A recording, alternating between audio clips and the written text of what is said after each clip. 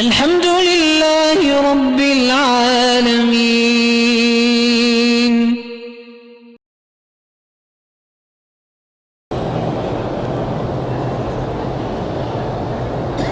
عورتوں کے لیے ایسے برقعے کہ لوگ برقعے کو دیکھتے ہیں وہ ناجائز ہیں، وہ تو فیشن ہے، برقع تو نہ ہوا نا، برقع تو ہوتا ہے حجاب کے لیے، یہ تو حجاب کے لیے نہیں ہے، یہ تو فیشن کے لیے ہے، یہ تو الٹا آدمی کو یعنی زیادہ خوبصورت بناتے ہیں۔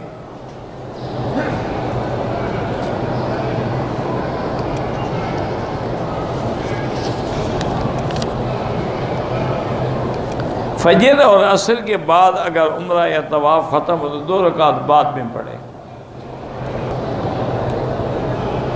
کہتے ہیں جی کہ اسلام میں 3 دن 10 دن یا 40 دن جو تبلیغ میں لگاتے ہیں، ساری زندگی بھی لگاؤ تو کم ہے۔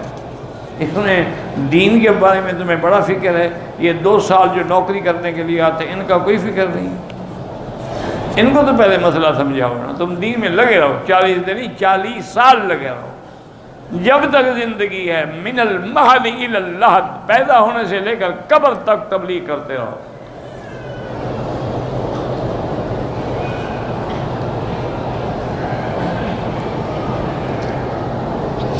ایک آدمی نے کسی کو خیرات دی، اس نے آگے خیرات کر دی، ٹھیک ہے کوئی بات نہیں، دونوں کو ثواب ملے گا، بلکہ صحیح حدیث ہے کہ الدال علی الخیر کا فاعل ہی، اگر کوئی آدمی کچھ نہ دے لیکن بھلائی کی طرف بتا دے کوئی راستہ، اس کو بھی اتنا ثواب ملتا ہے۔ ایک آدمی حضور کے پاس آیا، یا رسول اللہ میرے پاس سواری کی نہیں ہے، تو آپ نے کہا کہ اتفاق ہے کہ میرے پاس بھی سواری نہیں ہے، تو آپ نے فرمایا اچھا فلاں آدمی کے پاس جاؤ میرا نام کہو، وہاں گیا تو اس نے اس کو اونٹ دے دیا، تو آپ نے فرمایا کہ ہمیں بھی اتنا ثواب ملا جتنا دینے والے کو ملا۔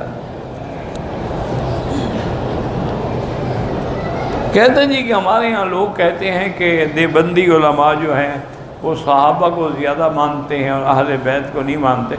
اہل بیت کو الحمدللہ نہ ماننا تو انکار ہے صحابہ ہے، پہلے تو صحابہ بھی اہل بیت ہی ہیں، اور کون ہوتے ہیں؟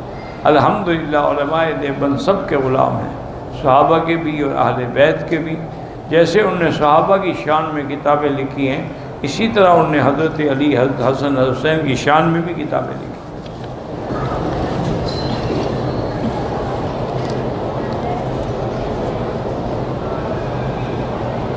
میں نے قسم اٹھائی کہ اگر یہ میری بیوی گھر میں ہے تو میں گھر میں نہیں جاؤں گا، تو اچھا ہے چلو اس کو ذرا ریسٹ ہو جائے گی، کچھ دن وہ آرام کر لینا۔ اللہ کے بندے یہ بھی کوئی قسم ہے کہ میں گھر نہیں جاؤں گا؟ قسم توڑ دو، 10 مسکینوں کو کھانا کھلاؤ اور گھر جاؤ۔